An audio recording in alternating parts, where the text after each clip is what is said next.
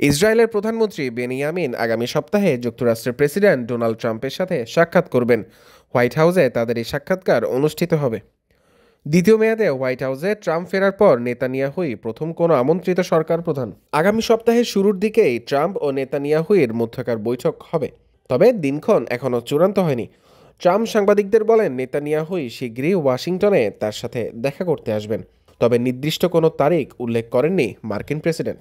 Israel ও Hamas চুক্তিতে পৌঁছানোর পর ফিলিস্তিনিদের গাজা উপত্যকায় প্রাথমিকভাবে 6 সপ্তাহের যুদ্ধবিরতি চলছে।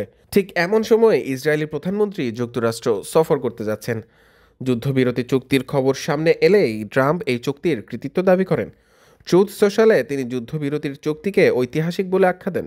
সেখানে তিনি বলেন গত নভেম্বরে তার জয়ের কারণেই চুক্তিটি হয়েছে। গত সপ্তাহে ট্রাম্প বলেন তিনি গাজা থেকে ফিলিস্তিনিদের মিশর ও জর্দানে পাঠাতে চান। তার এমন আকাঙ্ক্ষার তীব্র বিরোধিতা করেছে গাজার ফিলিস্তিনিরা। ঠিক এমন পরিস্থিতিতে হোয়াইট হাউসে ট্রাম্প ও নেতানিয়াহুর বৈঠক অনুষ্ঠিত হতে যাচ্ছে। হামাস ও ফিলিস্তিনি কর্তৃপক্ষ ট্রাম্পের প্রস্তাবের নিন্দা জানিয়েছেন। জর্দান ও মিশরও তার পরিকল্পনা প্রত্যাখ্যান করেছে।